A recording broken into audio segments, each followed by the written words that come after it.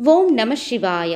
కాశీలో 9 రోజులు ఉండాలి అనుకుంటున్న వారికి అక్కడ ఉన్న 9 రోజులు చేయవలసిన కార్యక్రమాలు, అక్కడ ఎలా ఉండాలి అనేది తెలుసుకుందాం. నిత్యం గంగా స్నానం చేయాలి.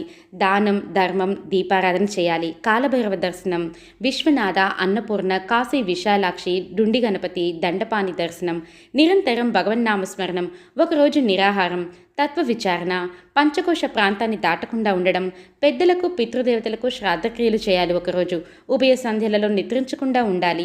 నిల్చుని ఆహారాన్ని స్వీకరించకూడదు. అవకాశం ఉన్నంత వరకు ఒకరికి సహాయపడాలి. మణికర్ణిక యందు మధ్యాహ్నం 12 గంటలకు స్నానం చేయాలి. ప్రతిరోజు సంకల్పం చెప్పుకొని స్నానం చేయాలి. నిత్యం తల్లిదండ్రుల స్మరణ చేయాలి. కాశీలో ఉన్న దేవాలయాలు దర్శించాలి. సదాచారం, భక్తి గీతాలు, భక్తికి సంబంధించినవి శ్రవణం, స్మరణం. వసతిలో స్నానం చేసే గంగను తాకాలి.